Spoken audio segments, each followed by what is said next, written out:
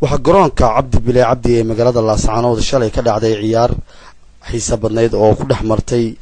koox kamid ah kooxaha heerka koowaad ee gobolka Sool ka ciyaara oo magacooda la yiraahdo Shabac Star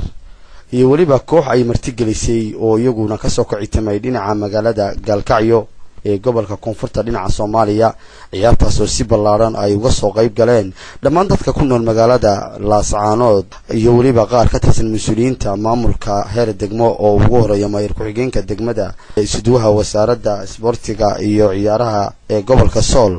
dhalinyarada magaalada iyo waliba dadweynaha aad u fara badan oo si weyn u xiiseynayay daawashada ciyaartani ayaa isaguna waxa ku sugnaa mid kamid ah qurbajoogta ka soo jeeda gobolka Sool oo isagu suurta galiyay tayagelinta iyo waliba taabaqaadista kooxdan Shabac Star oo isagu u guntaday sidii uu uga qayb qaadan lahaa horumarinta dhalinyarada ee gobolka Sool ciyaartoydooda kooxdan Shabac Star ayaana si adag la ciyaartay kooxda ay martigelisay waxaana bilowgii ciyaartaasi ay ku bilaabatay jawi aad u degan iyadoo isla markaasi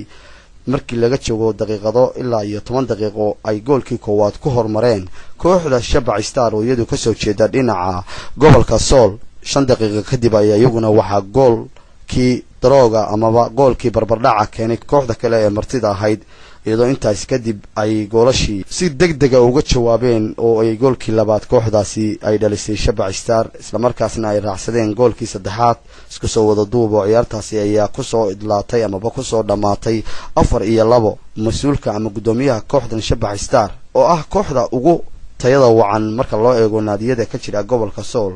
Cabdicasiis Ismaaciil Shabac ayaa ka hadlay sida ay u suurta galiyeen kooxdiisan Shabac Star oo isagu tilmaamay inay tahay kooxda kaliya ee inta uu ka yimi qurbaha uu kala shaqeeyay dhinacyada baahiyahooda iyo sidii loo muujin lahaa naadi qura oo ka muuqda gobolka Sool Cabdicasiis ayaana u soo jeediyay dhammaan qurbajoogta iyo dadka kale ee ku nool qurbuhu in ay ka qayb qaataan iyo ganacsataduba tayagelinta iyo dardargelinta dhalinyarada iyo sidii looga wada qayb qaadan lahaa suurtagelinta dhalinyarada si ay nabadgelyada iyo waliba uga shaqeeyaan wadajirka ummadda waxaana ka mid ahaa hadalladii Cabdicasiis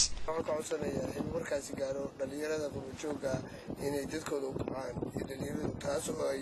runtii wax badan ka qaban karto nabadgelyada iyo ammaanka waddanka dhammaan meel kastoo ay joogaanba dad ka soo jeeda gobolkan Sool oo qurbajoogta ah in ay waxaa ka jira 17 kooxood gobolkan Sool baa ka jira 17 kooxood mid aan u qaabilin mooye 17 kale waxba ay qaabisho ma jirto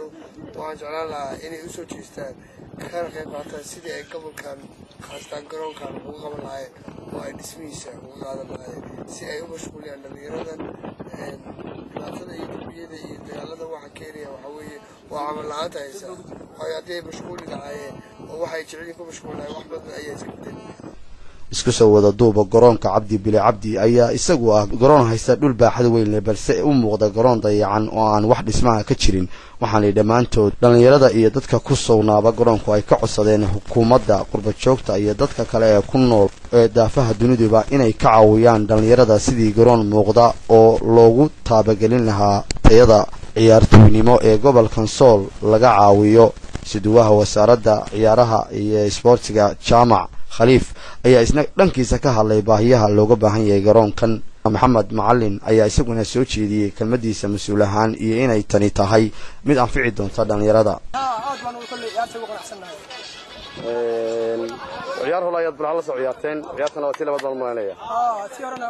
ebeler ba soo galay kooxdan martida idin hadla ciyaaraysaan ciyaarteedu iyagu waa sidee kala ciyaartoodu aad baa kala kis anaga markaas ka weyn Cabdi Qani Xasan Faare magaalada Laascaanood